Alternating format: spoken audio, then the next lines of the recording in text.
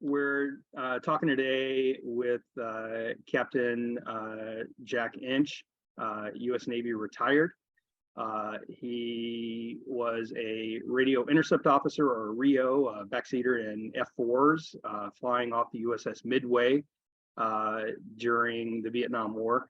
And actually, Jack, that was your fourth tour. The last tour was your fourth cruise, right? Yeah, no, I did. That was my fourth deployment. I did. My first deployment was 1966 on USS Coral Sea and VF-21. Did two cruises there. Well, one on Coral Sea and one on Ranger. And then my shore duty came up, and I went back to Pax River, Maryland, the Naval Air Test Center, and I was the aide and flag lieutenant for the commander of the Rear Admiral Hank Miller, as the commander of the Naval Test Center at that time. Spent 2 years there, and then came back and had two more cruises on Midway. Mm-hmm. And 70, 71, 72, 73. Well, I didn't finish the 73 cruise, but I'll take credit for it anyway. That was my fourth cruise. Yeah. Well, you had a total of 285 combat missions. Yeah, well, 84 and a half. 84 and a half. Well, it came to an end. That's for sure. We'll count that one in the book. I was on my 285th mission when I was shot down. Okay. And one of the analogies I heard you use in the interview with the Midway Museum, USS Midway Museum, was the thrill of victory and the agony of defeat. Yeah. So what I'd like to do is have you talk about that first part a little bit. Can you just give us a little bit about the mission on which you and Commander McEwen earned the Navy Cross? Okay. It was, we were ordered back out to, the Midway, we were still in our workup crew, turnaround training at that time. And when the Vietnamese invaded the South again in their Tet Offensive of 72. And so the Navy said, okay, you're combat ready, you need to go. So we left 7 weeks early, got over to Vietnam, broke in down south in Dixie Station, flying some missions down in South Vietnam for us to get acclimated again, and the new guys to get what it's like to fly over enemy territory. And then we moved up north to what we called Yankee Station, which was up off the coast of North Vietnam. 23 May of 72, Muggs and I were scheduled to be the lead on a mid-cap mission for a strike going into Hanoi, or Haiphong, really, Haiphong Harbor. And a mid-cap mission is to position yourself between where the MiG threat would be coming from to shoot down the bombers going in on the targets. We launched, went up north to enter near Cam Pha, and it was kind of mountainous area up there, so there was less SAMs and AAA up there, so we elected to go up there and drive in, and we were going to position ourselves between Capt Air Base, where their major jet air base was up there, and Haiphong to intercept anything coming down for the bombers. As soon as we crossed the beach, we had our discrete controller on the USS Biddle, which is the Northern SAR, and so we had a discrete frequency with him so that he could give us information without getting in the frequency with the strike group. As soon as we crossed the beach and started toward our position, we got a call from him, our controller. His call sign was Crankcase. And Crankcase called, hey, at Rock Rivers, we have bandits, I forget, 30 some miles, 270, 30 some miles, 35 miles, we'll say. and he said, "You're vector for them." So we followed his directions, started flying 270, and it was unusual. Usually they were called bogeys if they were not identified. But Muggs and I talked in the cockpit, and he said, "Did he say bandits?" That meant confirmed enemy aircraft. And Muggs said, "Yeah, I think so." So I called back to Biddle and said, "Did you say bandits or bogeys?" He said, "Bandits." He said, "You are cleared to arm, cleared to fire," which was, wow, that's great, because we had Sparrow missiles as well as which is a longer range radar missile, as well as the Sidewinders, which are the heat seekers. We always carried 2 Sparrows and 4 Sidewinders in our combat mission, and a centerline fuel tank. And that was our configuration for MiGs, or for our MiG cap. So wow, this is great. So we kept following his directions in these vectors toward where he said the bogeys were, the bandits were. And so I'm on the radar. That's my job, trying to get a contact on them so that we could, hopefully, since they were already identified as enemy aircraft, we could have fired, if we could have got a good lock on, we could have fired a Sparrow without, before we had hit the merge and started engaging. But the F4 radar the F4B radar was not designed for overland. It was designed as a over water interceptor. It was what it was designed for. So you got a lot of ground clutter that you had to get through to try to get to it. So I could not get a lockup on. And about the halfway into the engagement, our wingman, Mike Rabb, and Ken Crandall, Ken, the RO, he called and he said, "Hey," he says, "my radar just went Tango uniform, tits up." And so we were going in there with 1 radar and two Phantoms with 1 radar. We kept following the controllers' vectors, moving us toward the bandits.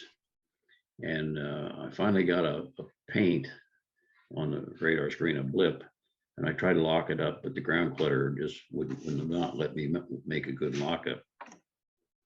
But that didn't make much difference, because by about that time, we were in close, and Mose called out. He says, "On the nose, 6-7 miles."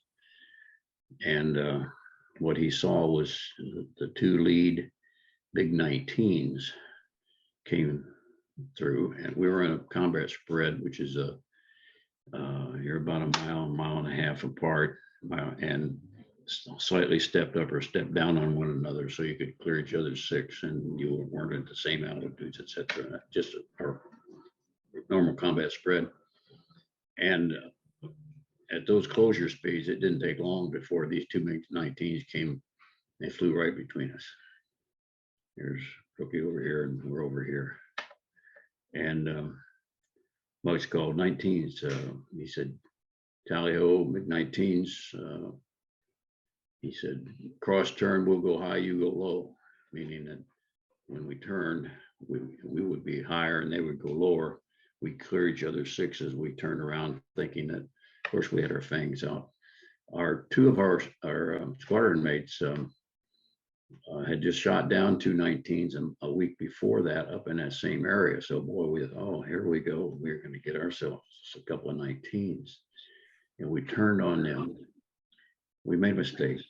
We did not properly clear behind them. We immediately turned on them, thinking that we would be on the MiG-19 6 o'clock and maybe get a good shot. But what we did not know, nor did our controller pick up, that there were 4 MiG-17s following the MiG-19s. And so when we broke, their plan would have been that we break between the 2 elements. We'd be in the 6 o'clock of the 19s, and they would be at our 6 o'clock, and they could shoot us down. That was their plan, which I confirmed almost 40 years later when I met one of those MiG-17 pilots that we fought that day. Um, but they had not left enough nail to nose to tail separation between their two elements. And instead of breaking between the two elements, we broke right into the formation of 4 MiG-17s.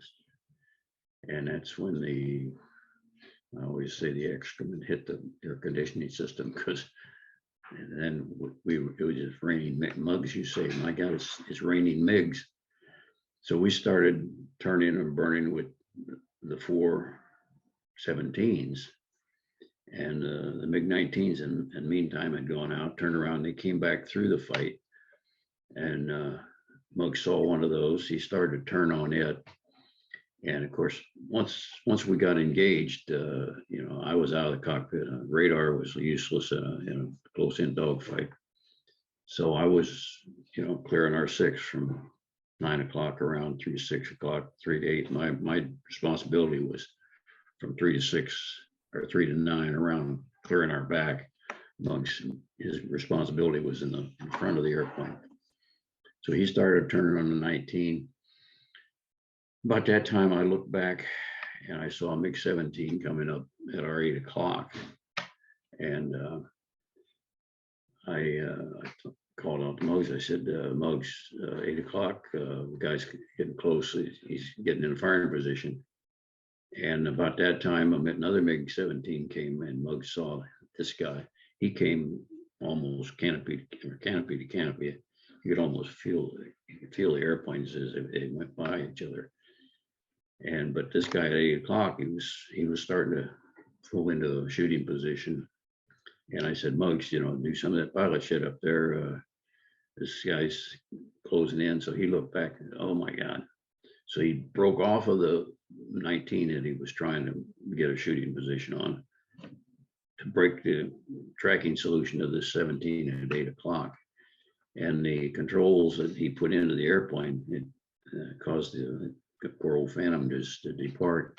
And we did a backflip where the airplane just did a backflip, nose over tail. And I'm fighting to try to keep track of this 17. I said, what the hell are you doing up there? I'm bouncing around the back in the cockpit. And Muggs was one of the great F4 drivers ever. And he gained control of the airplane on it, and we scooped out. And lo and behold, there was a MiG-17 in front of us. It turned out to be that one at 8 o'clock. He had passed us, and we came out behind him. Excuse my hands here. And so lo and behold, Muggs got a sidewinder tone on him. We fired off a sidewinder at him, but he saw it coming, and the MiG-17 could turn on a dime, and he defeated the missile. Damn. So we're feeling pretty bad about that. We had a position for a shot, and we missed. We continued to turn. We got behind a couple other MiGs, and Muggs again. He took a shot at one, and we missed again. So we're feeling pretty lousy right about that time, and I'm still checking R6 both sides as the fight's going on. And then I see one at 4 o'clock, and this guy, he was even closer than the one at 8 o'clock, and he was pulling in there, and he was starting to shoot. I said, Muggs, 4 o'clock, tracking and shooting. Again, do this, the pilot stuff. And Muggs looked back at him and let a big expletive of, oh, holy crap. And he pulled very hard into the MiG-17. And when he did that, the MiG-17 just put his nose up like that. And the MiG-17 could turn inside the circle of the turning radius of an F4. And I'm sure this guy was thinking, well, I'll just put my nose up like that, and these guys will eventually fly out in front of me, and I start shooting again. Well, Muggs immediately realized that the position of that 17 with his big bulbous nose in front of him, he couldn't see over that nose to see what we were doing, because Muggs had actually flown one of the MiG-17s in the have donut, have drill exploitation program up in Broom Lake there in Area 45 years ago. And so he knew what the guy could see or not. So he just came into idle on the throttles, pushed full forward on the stick, and we just started building negative G's. And as this guy kept turning, we were building separation from him like this. Finally, we had enough nose to tail separation to most scoop back in behind him like that. And about that time, this guy starts rocking his wings, looking, where in the hell are they? But then it was too late by that time because we had pulled back behind him. Muggs got a good tone on the sidewinder, and we fired it, and that was our first kill for the day. We saw the tail blow off of the airplane, and the guy ejected. And by this time, though, Muggs, remember back at the start of the fight, we told them to go low and we'd go high. Well, they went low, and they spent the entire fight down at treetop level with a MiG on their tail, one or two of the MiGs on their tail at any time, chasing them around treetop level. They never did get in a firing position. But we looked across the circle, or Muggs did, and he saw what was going on. And he saw Rookie and Ken trying to get away from this MiG that was on their tail. So he directed them. He said, "Hey, come east or west or whatever the hell it was, and drag him this way." And we were up high over him. And as they dragged him across, we did a barrel roll down in and got behind the MiG on the tail of Rookie and Ken, and got a good tone, shot that guy off their tail. And by this time, we didn't see any more MiGs. The MiG-19s they had passed through. I think they were probably fuel limited, and we didn't see any more MiGs, thank God.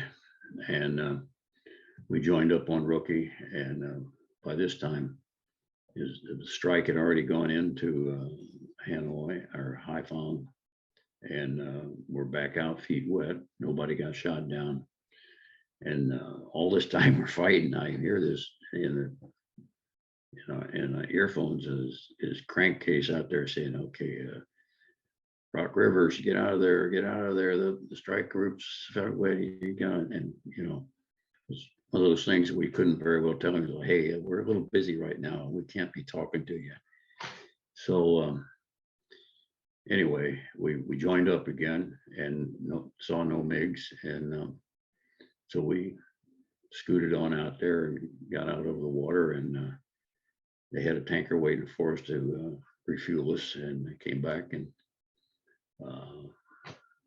made our approach and landed on the Midway. So that was, now obviously it's taken me more time to talk about what went on than what happened.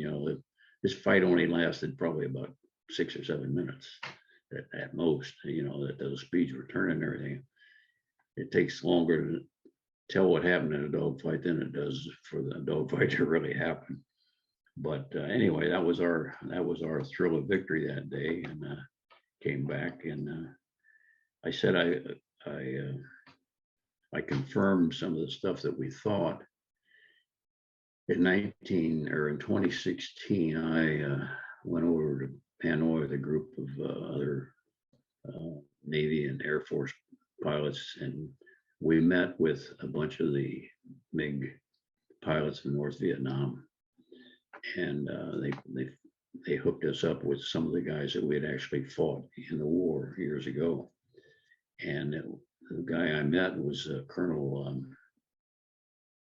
Lamb. He was one of the MiG-17 pilots that we had fought that day, and he was the one at first 8 o'clock I told you about that song.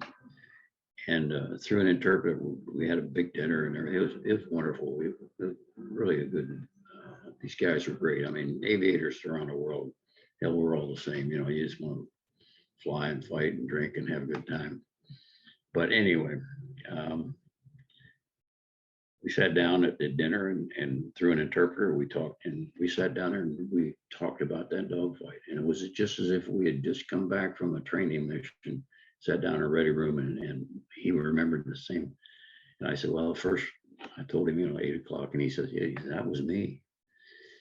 And he says, I saw the airplane do a backflip, try to depart. And he said, I thought you were gone. I just flew on by. And he said, I looked back and there you were. And he took a shot at me and I defeated it. And so we kept talking. And I found out the first guy that we shot down, he did not survive the ejection that day. He died that day. We didn't know that, but Colonel Lamb confirmed that guy died.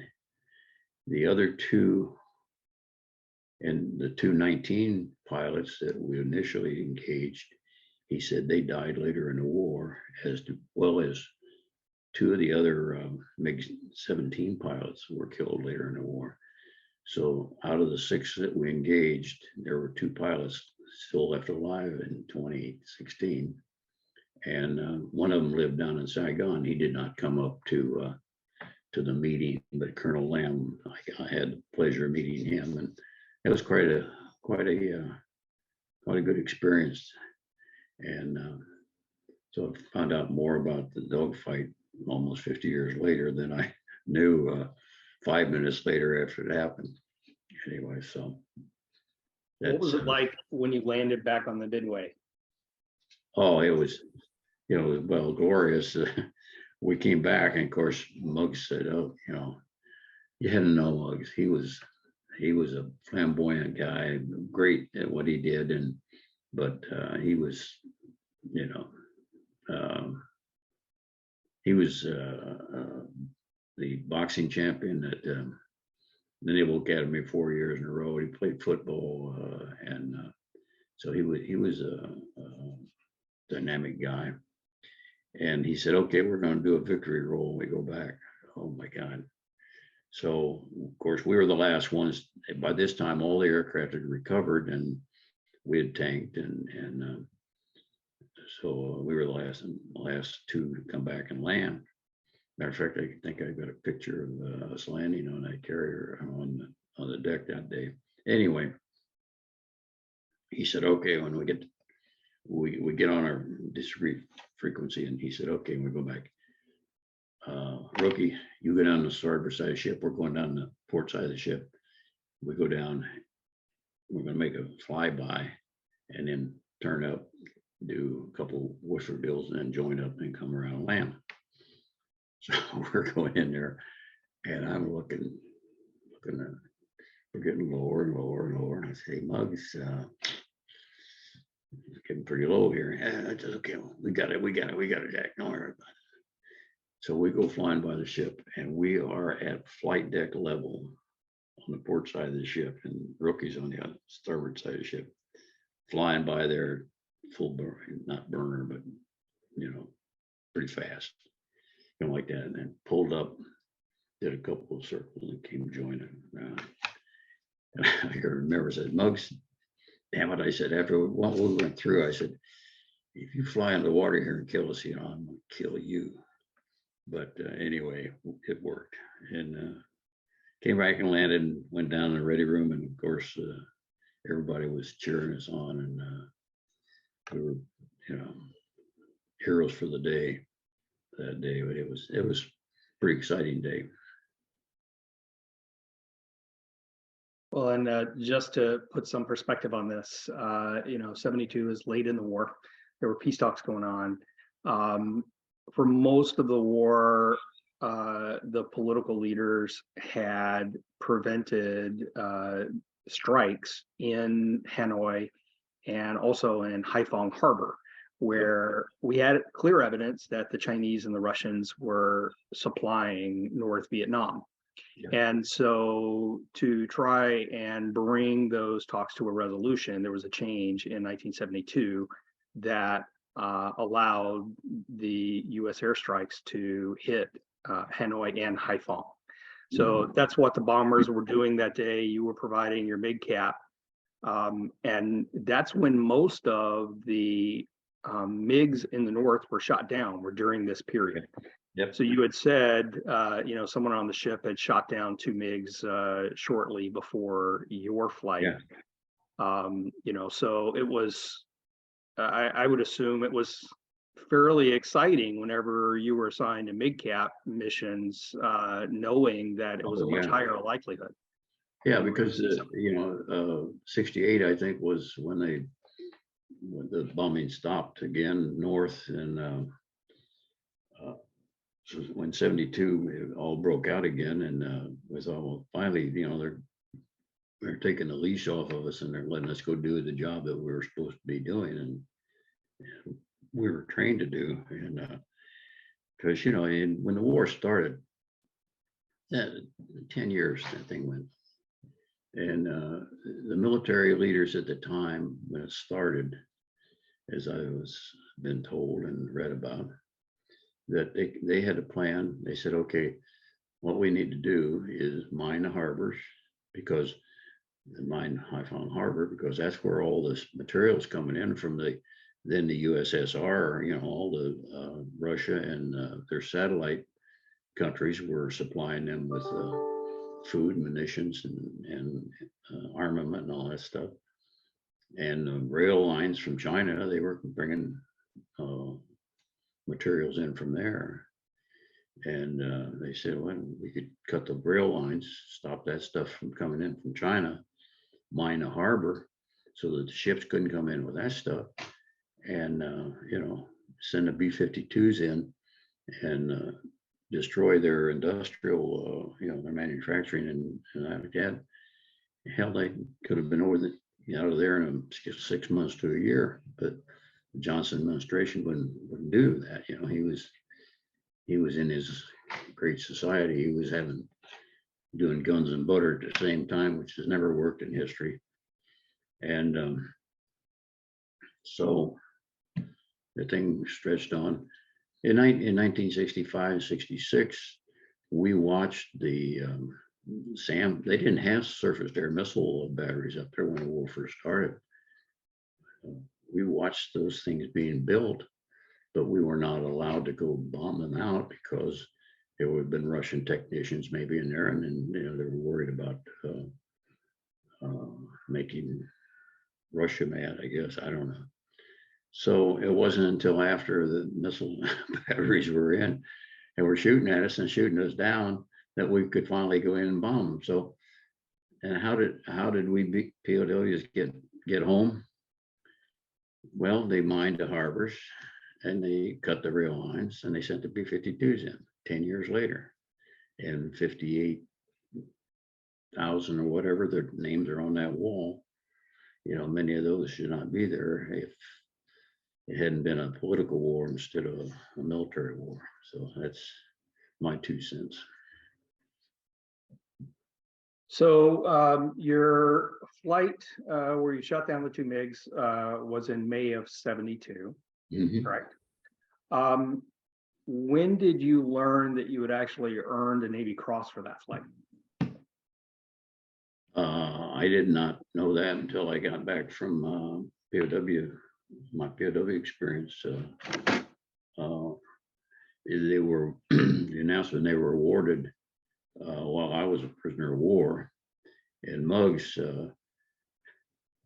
We shot the MiGs down in May, and in July, Muggs was getting ready to roll out of the squadron anyway on regular orders, but he got orders and he was selected to be the first commanding officer ordered in as the commanding officer of Top Navy Fighter Weapons School.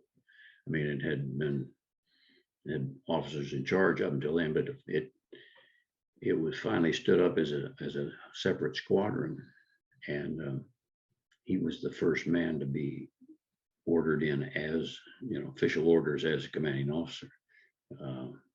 So he left the squadron in July. So and by that time, we still had not been notified of being awarded the Navy Cross. I was shot down in August, and I still had no knowledge of it.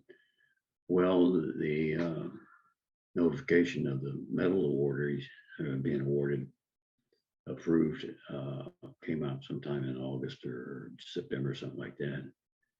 And so they wanted to award Muggs his Navy Cross there while he was a top gun.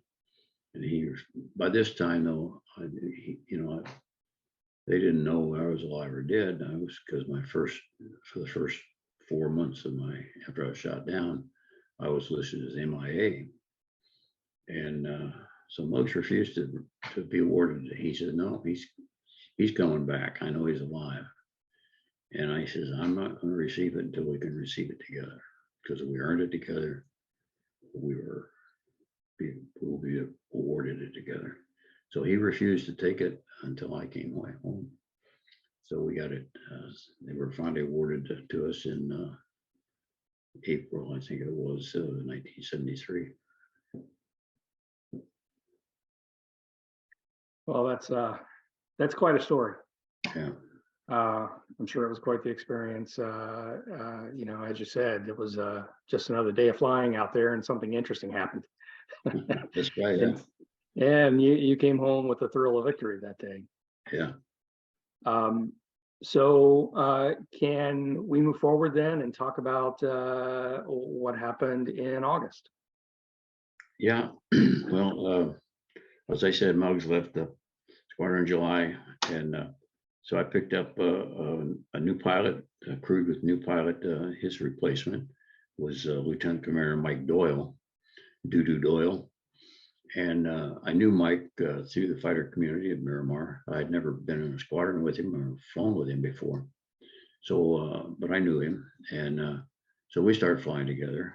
And we were, ironically, on 25 August 1972, we were on a big Cap mission further down in further south in North Vietnam, to another strike going in. And again, I keep saying irony, but I think that's the correct word. Mike and I were in the same airplane that Muggs and I had shot the MiGs down in. We were up for that mission. We flew in, going on our mission there. We crossed the beach and had to go across the flatlands a little bit to get over to the karst bridges, where we're going to set up our MiG captain station to protect the strike going in there. And shortly after we crossed the beach, we got taken under fire by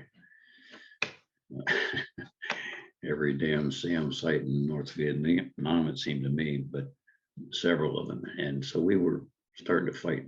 Instead of fighting MiGs, we were fighting missiles.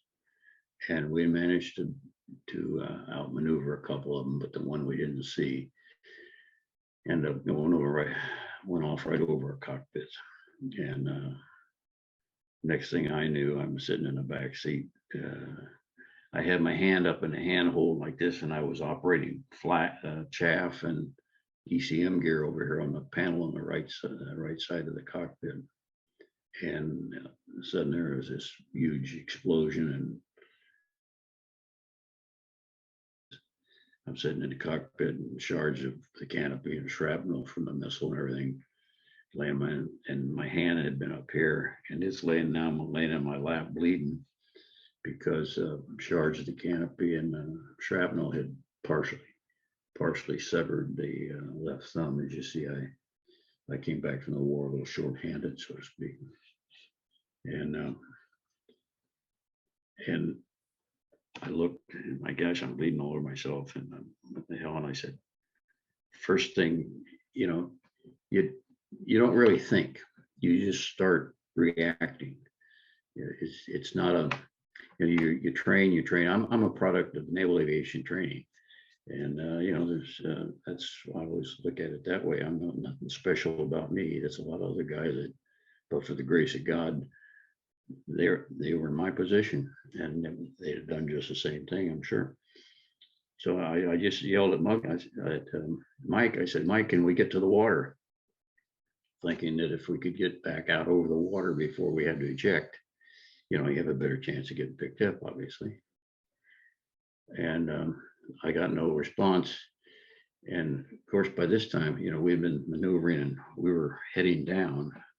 And I think we're about 4 or 5,000 feet, something like that, going down, and probably 400 or 500 knots.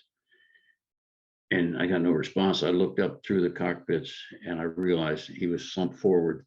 And I realized he was no longer flying that airplane. So I reached down with my good hand to an alternate ejection handle between the seat, underneath the seat, or in front of the seat, and ejected with my good hand.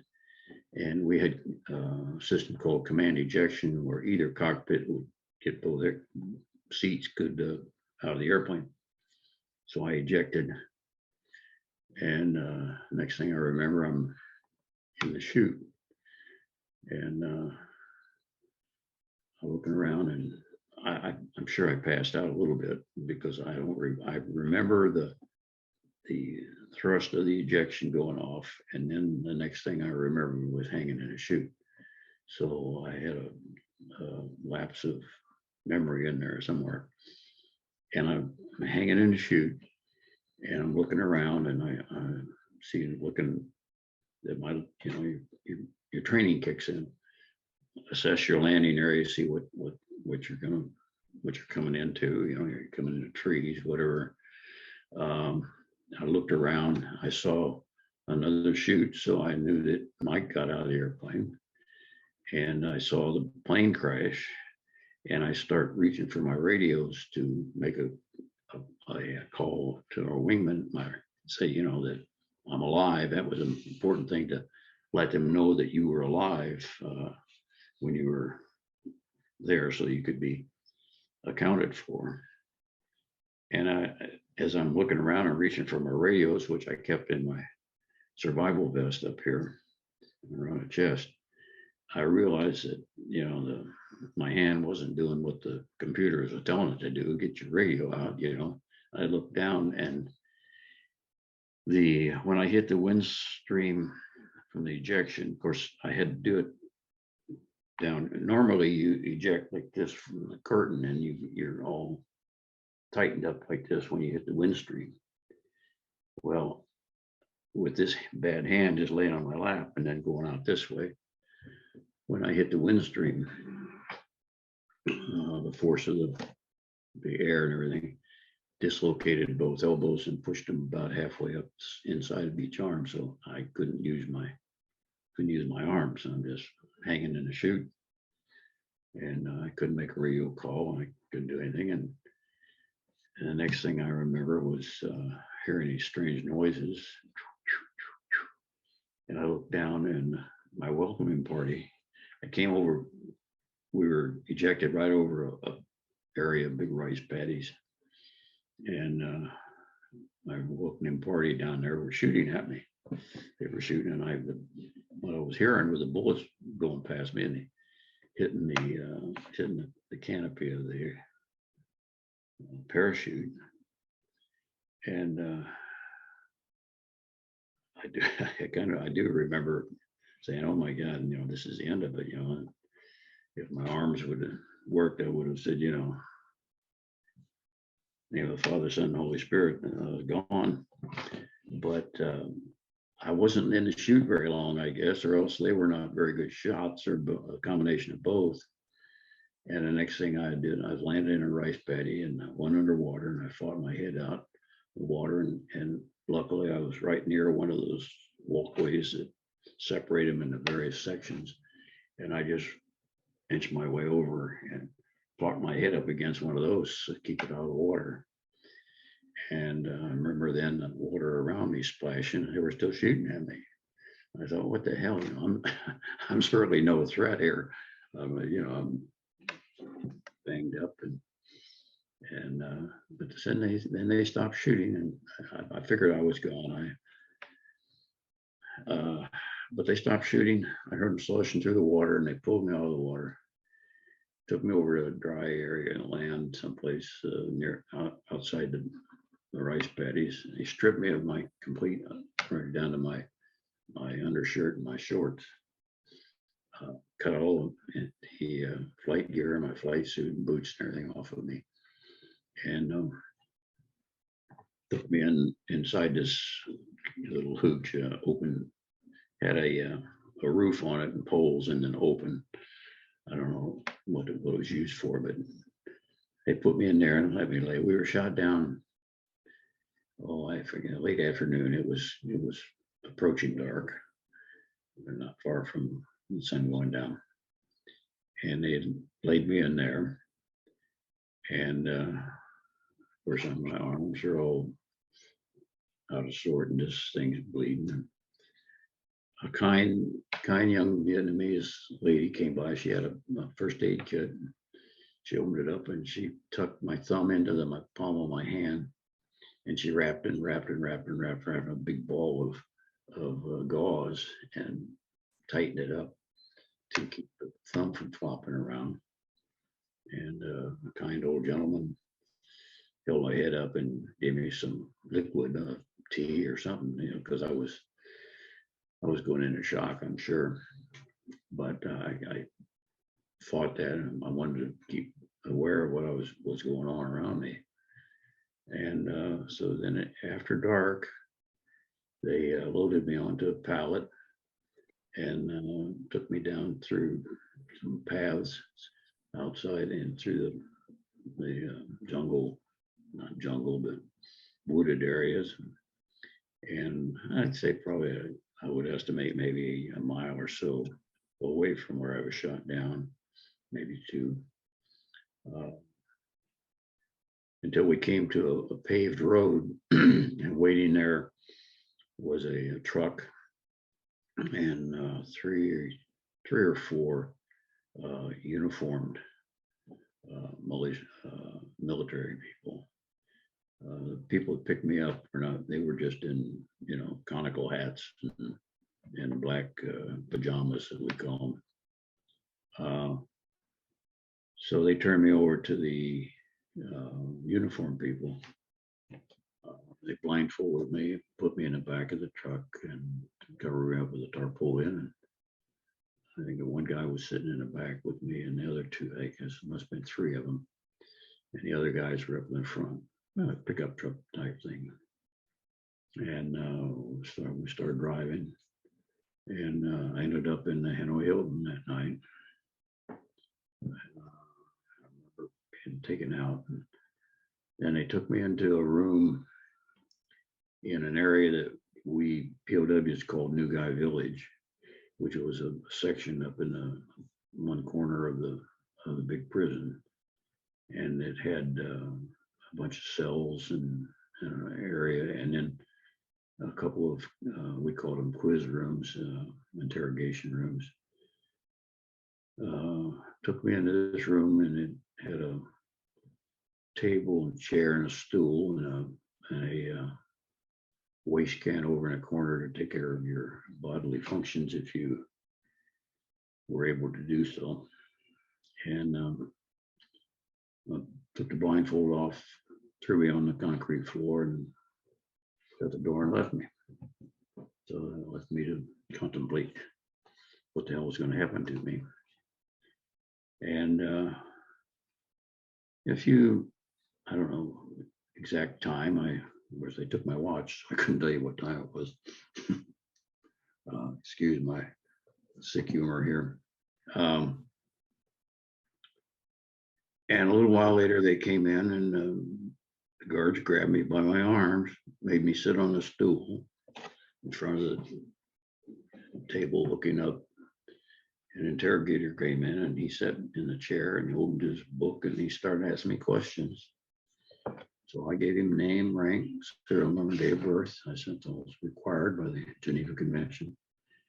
But he had other questions for me about capabilities of my airplane, what ship I was with, what my commanding officer and air wing officer's name was, various things like that. And I said, well, I can't tell you that. I said, I have a code of conduct I have to adhere to, and I named, rank, and serial numbers all I'm required to give you. It's not good enough. And I said, well, please. I said, here I am, this big ball of bloody gauze and my arms halfway up my armpits. I said, please, I need medical attention. Medical attention. He said, no medical attention until you cooperate with us, answer questions. So this went on for, I don't know exactly, several minutes, around 10, 15 minutes maybe. And he closed his book, got up, left the room. Guard came over, kicked me off the stool back onto the concrete, shut the door. So I'm there to think about what the hell's going on, what's happening. And oh, some period of time later, maybe an hour or two, I don't know. Door opens, come back in, jerked up by the arm, sit on the stool. Interrogator comes in on another question. And I said, name, sorry, I already gave you that. You need to answer these questions. And same type of questions, you know, and I said, I can't tell you that. I said, please, I need medical attention. And this routine went on for the next 3 days around the clock. It wasn't always the same interrogator. They had a watch bill. I was on watch the whole time. So you got no medical attention for 3 days. Yeah. And I'm laying there, and like I said, this big bloody ball of gauze here, and my arms are starting to discolor from lack of circulation from being jammed up in my armpits, almost in my armpits. And I kept saying, you know, please, I need medical attention, medical attention. And at one point in this period of time, one of the interrogators told me, he said, words to the effect, he said, no medical attention for you until you answer our questions. He said, you know you're dying. He said, we let you die if you don't answer our questions. And I still, you know, what am I going to do? I held code of conduct. I'm not supposed to tell any of this stuff. So he left. And after that session, I kind of had a meeting with myself, if you will, a meeting of the mind. And, all right, Ensch, what are you going to do? You know, I knew, boy, I was a hurting puppy. I was in bad pain. I mean, I'd never died before, but if this was dying, it wasn't much fun. But I got to thinking about, you know, I got a wife and I had three young daughters at home from between 8 and 3. And, you know, I'm thinking, damn, I don't want to die, but I'm supposed to adhere to the code of conduct. And so I came up with a game plan in my head that next time through, I'd try to answer some of these questions, and maybe I could get some medical attention. So the next session, when they started asking some questions, I said, oh, I'll cooperate. Okay, what ship are you from? You know, and I said, and again, it was just against, I said, Constellation. He said, you lie. He says, Constellation left the line, you from Midway. I said, oh yeah, you're right, Midway. I'm sorry. I said, my pain. I said, I'm confused. I was on a Constellation one other time, and I forgot. Yes, it's Midway. It's just. I said, oh crap! They caught me in my first question, and they caught me in a lie. So then the other questions were, you know, like commanding officers and CAGs. In the Navy, anyway, you know, your skipper is always your skipper, no matter what squadron you were. Your commanding officer is still your skipper, you know. And I realized myself, boy, they caught me in this lie right away, and so I had to give them some names. So I gave them names of commanding officers I'd had in 21 years ago, because I knew they were already captains, or some of them had made admiral by that time, and they would never be flying back over North Vietnam. So that was a name I could remember, because your skipper is always your skipper.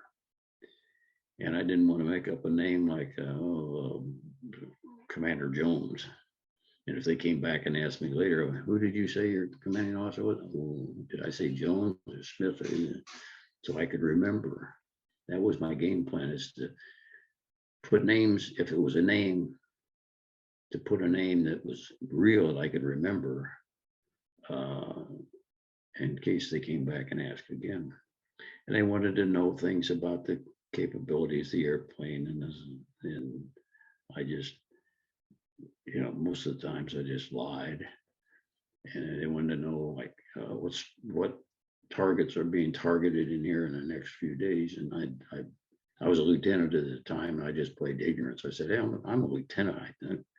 They don't give me that kind of information. I said, they don't tell me where I'm going to fly until I get in the cockpit, and they say, here, go fly here. What kind of formations do you fly? What is the capability of the blah, blah, blah system in your airplane? And well, formation, I thought, well, we just fly by like ducks going, the leader's up front and everybody's behind him. If he gets shot down, somebody else moves up. He says, that's the way we do it. And he wrote that down. I thought, man, that pulled off a good one there. Yeah, it sounded good. Yeah, sounded good. Works for the ducks. And so after that session, it looks like, I guess they convinced, okay, we broke him. Now we've got him to talk. Okay, now. So shortly thereafter, they came in, blindfolded me, and took me out. It had to be out of the prison, I'm sure, because I don't think they had that kind of capability in a prison, I'm sure. I remember opening and closing some gate doors and stuff. Put me in a truck and took me over to a hospital, I guess. I don't know, probably the same one John McCain was in. Up in an area, they took me into this operating room area, strapped me down to a table. Straps around my ankles and thighs and chest, and 2 or 3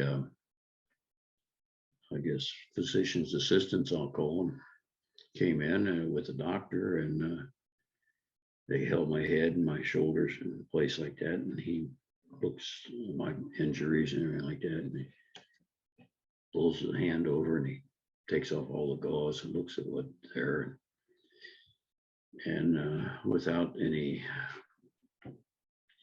consultation with me or anything else, he gets a scalpel and he starts amputating my thumb, which I'd like to say I did a John Wayne, hey Pilgrim, what are you doing there?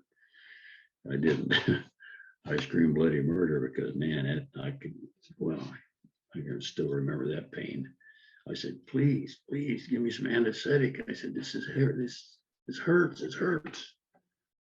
And his answer was something to the effect of, he said, no need for that. You have caused suffering in our country. Now you must suffer. Okay. So he finished taking my thumb off, packed the wound and wrapped it up, and they unstrapped me and took me off the table and took me into another room. And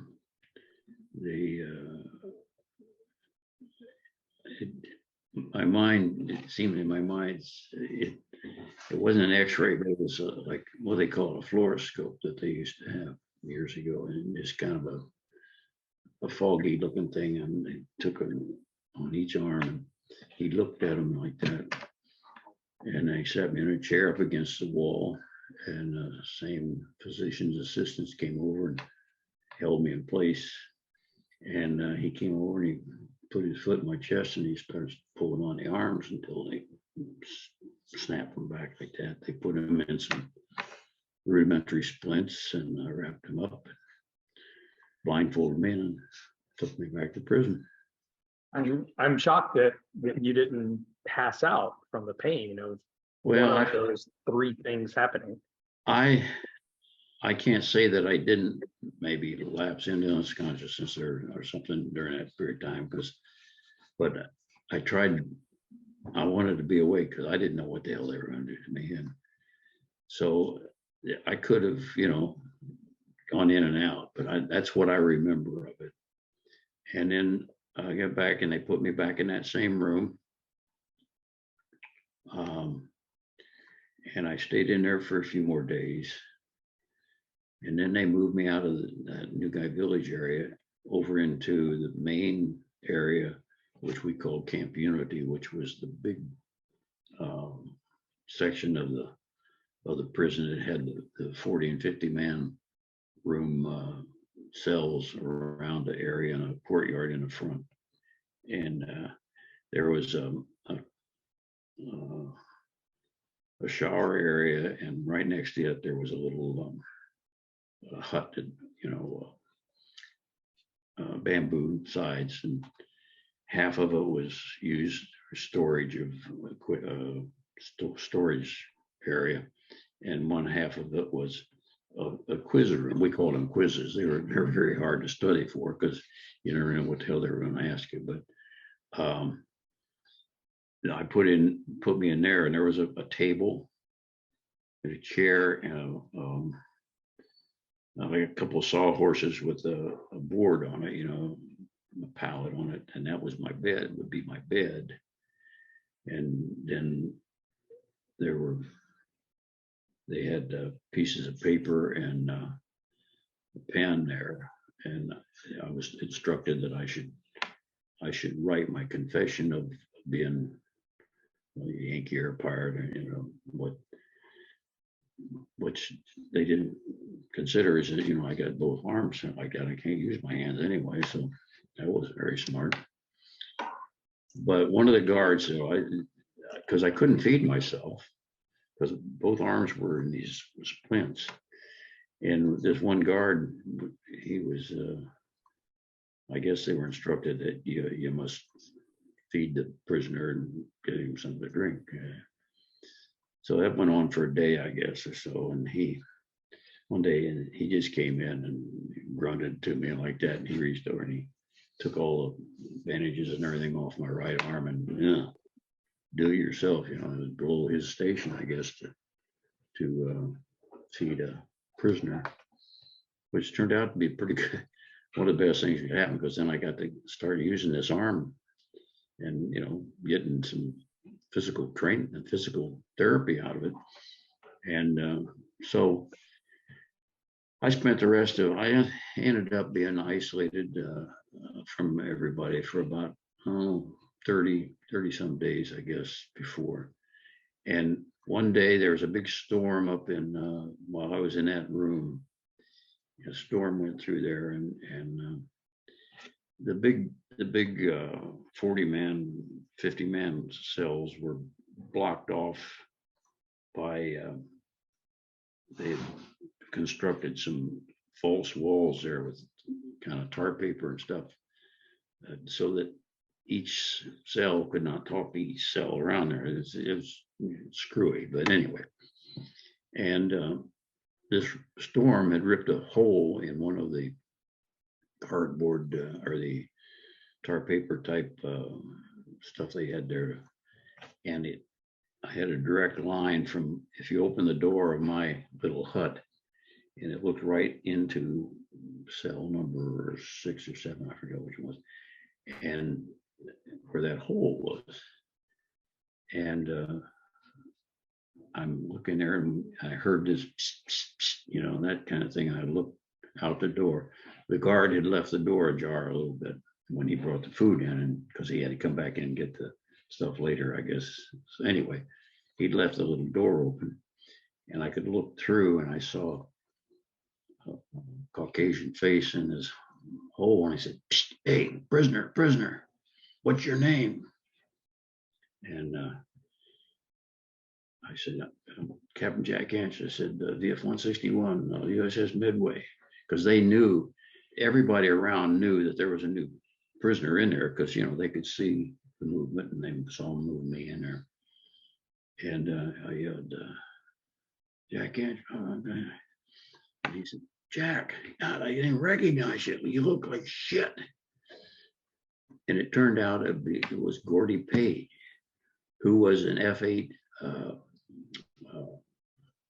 reconnaissance, F8 recon pilot, photo pilot, that shared the ready room at 161. He had been shot down a month or 2 or more before me, so I knew him from the air wing, and Big Gordy Page. And I guess because my face and everything from shrapnel. And anyway, he said, God, I finally ended up being in the room with him later in my stay there. He said, God, when I saw you, he said, I didn't even recognize you. He said, boy, you really look beat up. And so anyway, as I was trying to communicate with him, he was saying, you know, I got your name. Okay, that's important. We got to get your name out and make sure that everybody knows you're here so you don't get lost in the system. And about that time or so, the guard came around. He saw us. Ah! So I thought, oh boy, here we go. I'm going to get the crap beat out of me for communicating. But all they did was sit up. They came over, opened the door, collected all of my worldly goods at that time. Was the striped pajamas that I was wearing. You had two sets of them. One you could wash and then back and forth. Took up my little rice pad that you slept on, and my cup, and I was put in with a group of about 40 or 50 other POWs. And so it was, I kind of rationalized it. It was almost like, okay, his exploitation value is gone now because he's been contaminated by talking to the other POWs. So his exploitation value is shot. Might as well put him in with the rest of them, which they did. And I'll never forget that day I walked in. There were several guys that I knew from my days at Miramar, and met some new guys from the Air Force. And each cell had what we called a SRO, a senior resident officer. Whoever was the most senior guy in that cell was like, he was the commanding officer of that cell, if you will. And if another guy got shot down and a new POW came into a cell, they immediately compared data rank. And if the new guy was more senior than the other guy, well, he automatically became. So we kept a strict military posture that just drove the D nuts. And the guy in that cell when I first came into it was Lieutenant Colonel Joe Kittinger. That name may not mean anything to you, but Joe Kittinger was a guy that back in the 60s or 50s, maybe, I don't know, jumped out of a balloon at 70,000 feet or what it was, and the first guy to this high altitude ejection and everything like that. And so I remember reporting in, and I said to Joe, I said, sir, I said, I got a confession to make. Of course, I was born and raised Catholic boy, an older boy and all that stuff, so you got to get this off your soul. I still agonized in my own mind that I had not lived up to the code of conduct because I had been a wussy, and I asked for, I started giving them information, although it was worthless, but I still broke the code of conduct in order to get medical attention for myself. That's the way I looked at it. I know it sounds stupid, but that's the way it was. So I went to him and I said, hey, I confessed. And I can remember having tears in my eyes doing it, and said, I broke the code of conduct. I explained to him what happened. And he said, I had me on the shoulder. He said, don't worry about it, Jack. He says, we all did. He says, everybody has their point of least resistance or most resistance or whatever you want to call it. And he says they can break anybody if they want to. So that made me feel a little bit better. Anyway, so I spent the rest of my time as a POW in with that particular group of POWs throughout the rest of until our release. And we came back with the last group of POWs in 29 March 1973 in the last flight. And so the rest of the time in there, I was, of course, those guys nursed me back to health and helped me deal with things that, and so that was that. So in February, March of 1973. Mhm.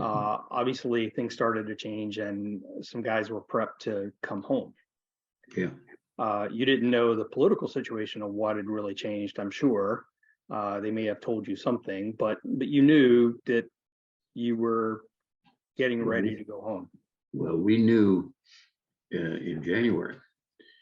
First of all, the B-52s came in, and boy, that was a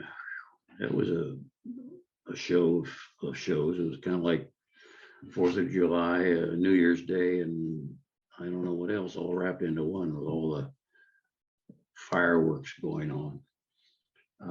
The first B-52 raid, I'll never forget, it was 18 December 72. We had just tucked ourselves in for a long winter's nap, and all of a sudden we heard this explosions and everything that was going off around us. Oh my God! And the concussions around us were such that you on your nervous system, it just made you involuntarily shake. That's the impact of all those bombs going off. And of course, first thought came to some of our minds was, God, I hope the hell they know where the prison is, because they were blowing up everything. And the reason it's kind of funny is the December 18, one of the Air Force pilots that was in our group, Ken Wells, 18 December happened to be his birthday. And all these things going off. And of course, the sick humor of aviators, like that. Hey, damn, Ken, didn't know we were going to have a celebration for your birthday. Where's the cake? And so they started coming bombing that. And that went on through December.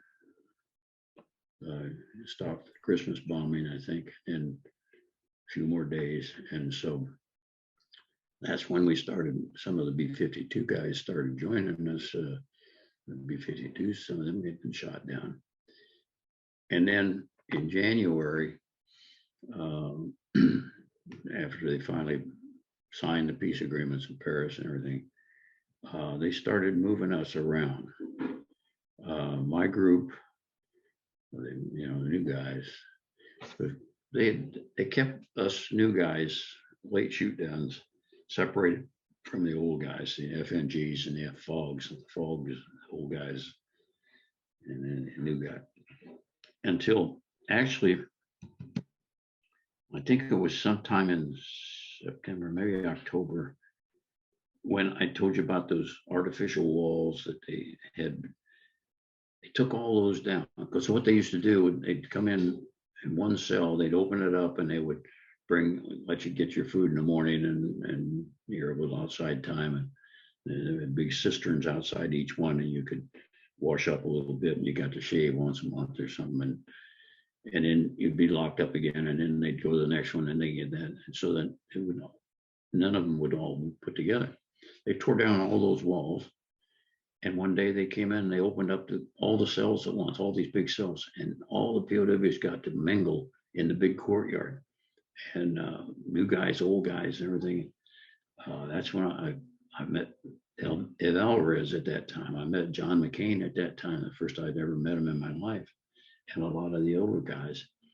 And so they let us mix like that. And then the peace agreements broke down again. And so then they started locking us up one thing at a time. They never did put the other false walls up though. So in January, or when the peace agreement was signed in January,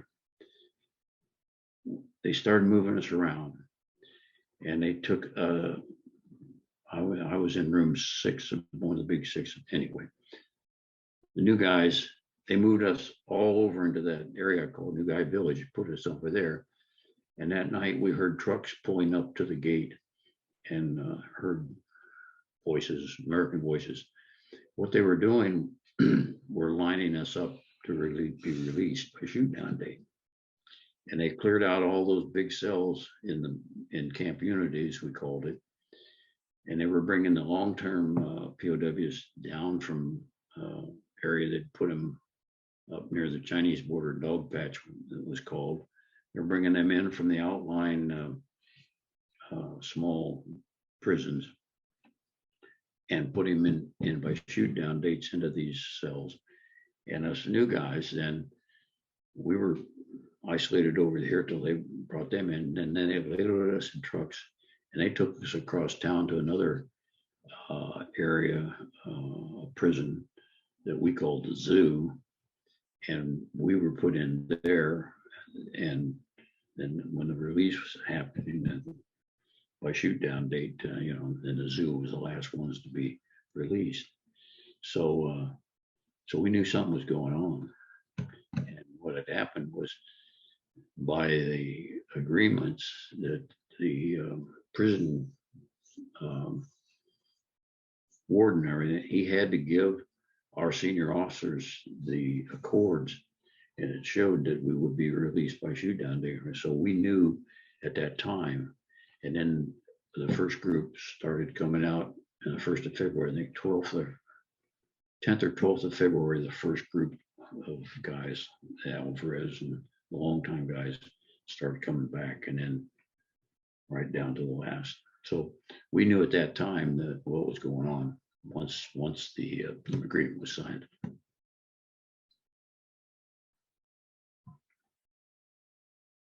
Okay. You guys came back in 3 different groups, and you were one of the newest guys shot down. So how many people came back in the last group with you? There were about, I'm thinking it was in the 40s or something like that. I probably have a record of it. I know I do, but I can't remember the exact number. But there were about 40. I think there were 2 C-141s for the last of us coming back. So I don't know what they would be, about 40 apiece or 80, something like that.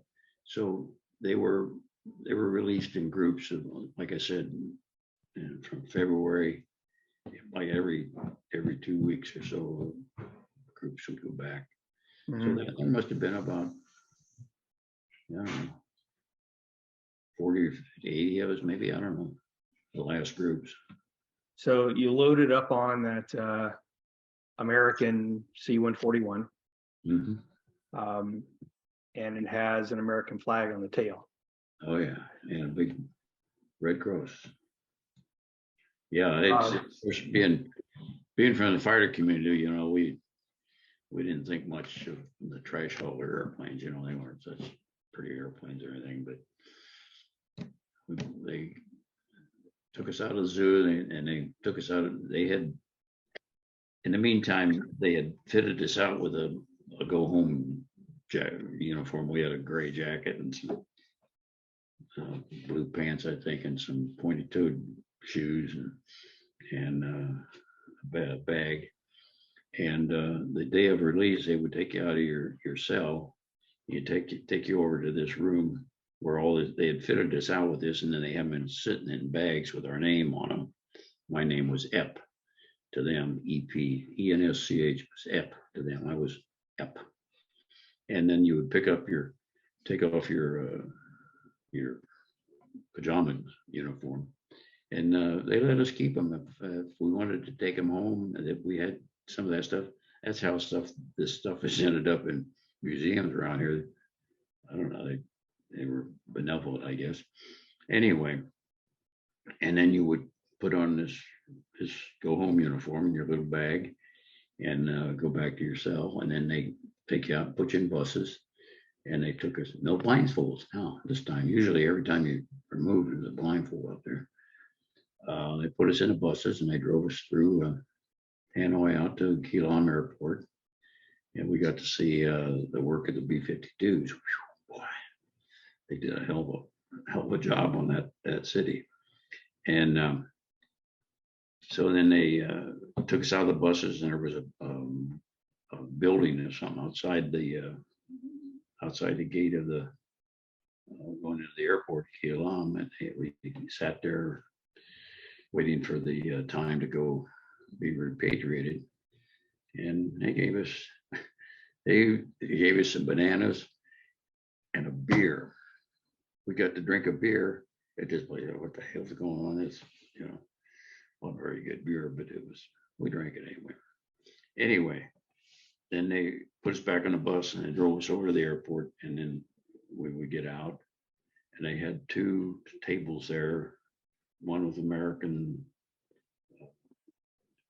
representatives and Vietnamese, and they had lists, and you would walk up and they would call out your name and you would walk forward and they'd check your list off, both lists, I guess. And there was a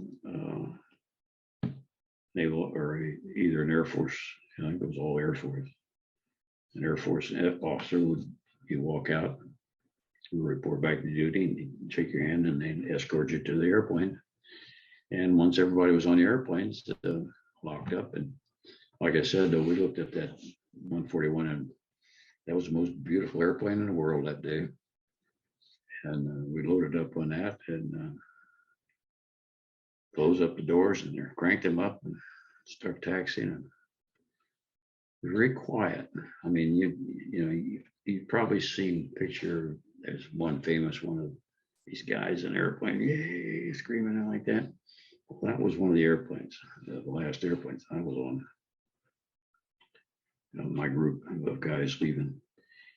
And as we taxied out, it was quiet, and we're thinking, is this really happening? It was almost like a feeling of surrealism, am I dreaming this? Are we really going to go home or not? Because there had been up and downs all throughout the POW experience of hopes being released and then not being released. It was very quiet, and finally got to the runway and took off, lifted off. Still was pretty somber until we crossed the coast of North Vietnam, and the pilot came up over the intercom. And he said, "Gentlemen, we've just left the airspace of North Vietnam. We're in international waters over the Gulf of Tonkin, heading for Clark Air Force Base." And wow. Right, because I think in the back of some of the guys' minds, I don't know whether I thought that or not, but they shared with me that and I thought, damn, you don't suppose these bastards would shoot us down again, do you? So that was a good day. We got to get all that out of our system. If you don't mind, I know I've taken a lot of your time this morning. I'd like to move ahead a little bit. Sure. And I'd like to talk about, do you remember the first time that you went to the wall? Yeah, it was 1983. First time I saw the wall. I think the wall was dedicated in 82. Yeah. I had just finished my my squadron tour as commanding officer of an F-14 squadron, the F-114, fighting hard orcs. Yeah, as Dennis would tell you. And my next set of order was to Industrial College of the Armed Forces there in Washington, D.C., ICAF. And so I got back to Washington, D.C. in September, I guess, of 83. Yeah, I think it was September 83. And I made my first visit to the wall there. And I remember walking up and seeing the long granite wall, like that. It was kind of awe-inspiring. I thought, wow, it's pretty impressive. I know at the time a lot of people were complaining that it was down, sunken too far, and all this little crap. But I thought it was pretty good. It was solemn, respectful. I thought that was, and I remember walking along the wall and looking for names of guys that I knew were on that wall, guys that had served with and had not made it. Of course, Mike Doyle's name wasn't on it at that time because he was, his remains didn't come back until 1986. And so I think he was still MIA at that time in 83, but his name was added to the wall, obviously. But yeah, I remember that first time I saw it. Of course, I've visited many. Then I had, after ICAF, I did a tour of duty in the Pentagon for a couple of years before I went back to the fleet.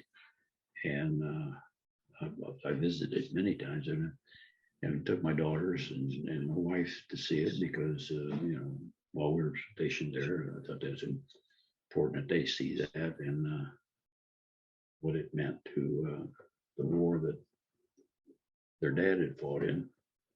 So, and of course, this most recently, I just saw it in November when I went back with the honor flight. Did you ever leave anything of the wall? Not originally, no.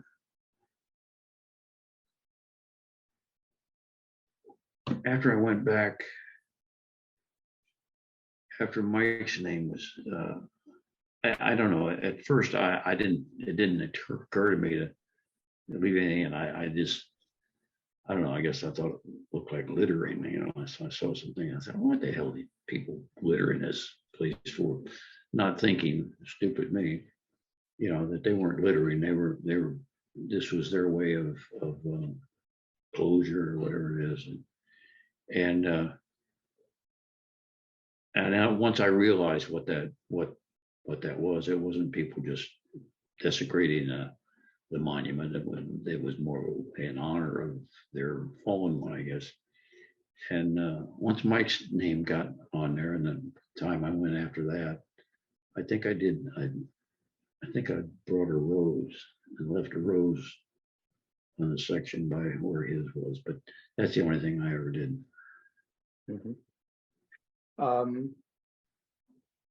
I'd like to spend just a couple of minutes, if we can, talking about after you came home. You had some doubts as to whether or not you'd ever make it back in the cockpit because of your injuries. Yeah, I was concerned about that. I was very self-conscious about it. You know, the loss of the thumb, and I kind of looked at myself as a invalid, or whatever you want to call it, and I was self-conscious of it. I kind of would put my hand.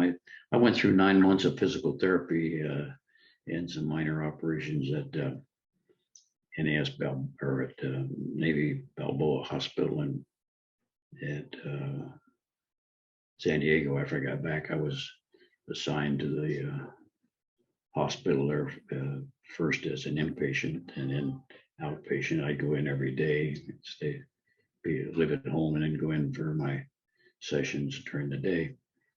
And so I was thinking, you know, I'll never get back in the cockpit. I won't be able to fly anymore. And feeling sorry for myself. And you know, kind of always putting his hand out of sight when people, I don't know. It's a fighter pilot ego, you know how that is. And I remember one day my younger brother, he was there visiting with us. And he said, "Hey, Jack, what the hell are you doing with your hand in your pocket all the time?" I said, well, he said, "Take your hand out of your pocket." He says, "There's nothing to be ashamed of." He says, "You know, you're not an invalid." He said, "You know, so you got wounded. So, okay." And I said, you know, well, that's good. Pretty healthy way to look at it, I guess, you know, from the mouths of babes. My brother and I, we've always had a good relationship. And I said, yeah, I guess so. So I after 9 months of physical therapy, they were going to send me to Balboa. The bureau said, well, we're going to send you to Monterey and get a master's degree in some, I don't know. And I wanted to get back in the cockpit, and I proved to the Navy, I said, as a pilot, I never would have been back on flight status, because there's so many little things you have to operate on the throttle of an airplane, like the speed brakes. You use that, your thumb as speed brakes and everything. So, but I showed the Navy that I could operate everything in the back of a fighter airplane without that left thumb and everything. So I got my flight status back, and that was in January of '74. And so they hadn't written the orders yet for the September PG school session. So I had in January of '74, I got released from the hospital. And so I said, well, they didn't know what they were going to do with me. So I got sent out back to Miramar, and I was going to be sent over to the F4 RAG as just get some flight time again, and just help out as, whatever, instructor. And Muggs was still Top Gun. He was the CO of Top Gun. And so he said, hey, send him over here to Top Gun. He said, we'll give him, make him a special projects officer. And the F-14 was just coming into the fleet at that time. And so Muggs sent me over there. I was going to start working with the F-14 squadrons, because they had, we were going to integrate them into the classes eventually. So I got over there, and I was there a couple of weeks, and I went in one morning, and the current XO at the Top Gun was Jerry Sawatsky, who was also, he was a 161 with me at one time, and Muggs. And Jerry was the XO. And Jerry was having some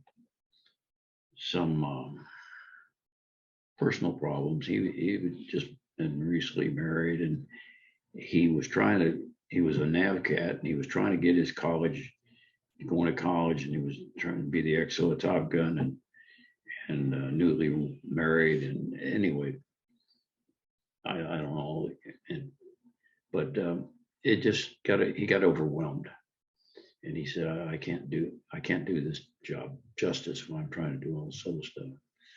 And I walked in one morning, and I saw Jerry. He had a cardboard box in the XO's office, and he's putting his personal stuff in it. And I said, hey, Jaguar, what are you doing? He said, I called Muggs last night, and I told him, this is too much for me. I can't do it. I'm going to have to quit. And this is ruining my life, my marriage. I can't get blah, blah, blah. So he said, you're the XO. I said, what? I was lieutenant. I just had made lieutenant commander. At that time, Top Gun was kind of like McHale's Navy. You had a CO as a lieutenant commander, the XO was a lieutenant commander, and the rest of them were a bunch of hard charging lieutenant JOs. And so I said, what? And he said, yeah. He said, you're filling in until you go to PG school. I talked to Muggs last night on the phone. He says, I can't do this anymore. So sometime later, Muggs came in, and I said, what the hell's going on? I told him the conversation I had with Jerry. He said, yeah, he called me last night. And I said, okay, go ahead, I understand. He says, Jack will fill in to your. Okay, so I became the XO, and about I was there a couple months, sometime in, I guess sometime this summer, maybe June, July, something. I still didn't have orders to PG school, but we were over the Friday night over at the Oak Club Happy Hour. Imagine that, guys over there drinking. Ooh. Anyway, the commander of the Air Wing, or well, Commander Fire Air Wing Pacific was Captain Scotty Lamoureux. And we were sitting at the table having a beer with him, Muggs and I. And Scotty says, "Well, Jack, how you like it over there at Top Gun, XO Top Gun?"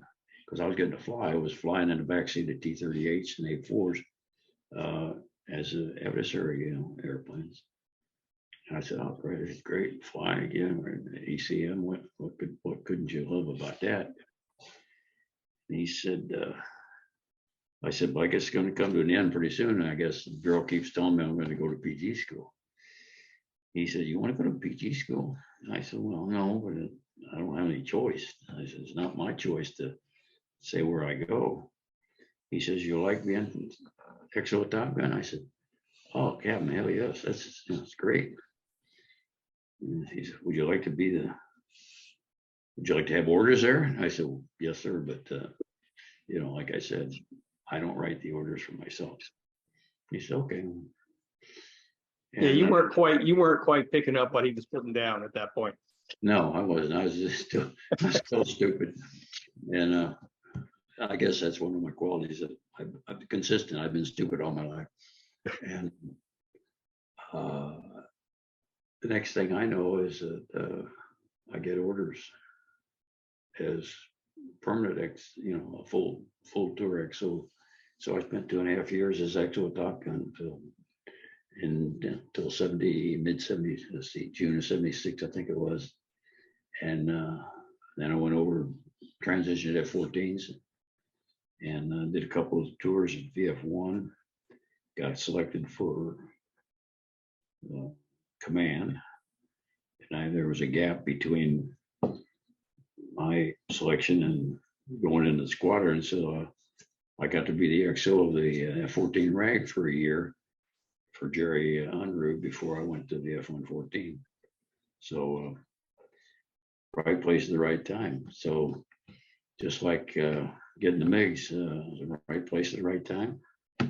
Well, going back to the MiGs, I was in the wrong place at the wrong time. XO Top Gun, I was in the right place at the right time. well, going back to the MiGs, you said Muggs refused to accept the award of the Navy Cross until you could do it together. Mm-hmm. And I assume that that's what happened. Yes. We had it was really kind of a private ceremony. We didn't make a big deal out of it. They were going to have an assembly and everything like that. And we said, yeah, let's just. So we went to our same Scotty Lamoureux at the time. We had in his conference room was me and Muggs and our commanding officer, Deacon Cannell, who had been our skipper at that time. And he was then over at AirPac, and he'd been awarded a Distinguished Flying Cross for one of his last missions over there. And so we all assembled together in Scotty Lamoureux's conference room, and Vice Admiral Walker he was AirPac at the time. He came over and he presented our Navy crosses and Deacon's Distinguished Flying Cross, private ceremony. We just had the families there and no hoorahs or anything like that. So we thought, what the hell? There was nobody around when we earned them. So no sense having a big ceremony when we get it. So, but it's a pretty big deal. Well, yeah, I guess it is a big deal. I mean, it's the second highest Medal for Valor behind the Medal of Honor, so I guess that's pretty good. Yeah, I would say. Well, I've taken way more of your time than I told you I would. Is there anything else you want to add? Maybe a part of the story or something that You never really gotten a chance to explore or a chance to add anything you want to end with? No, not really. I just, again, this,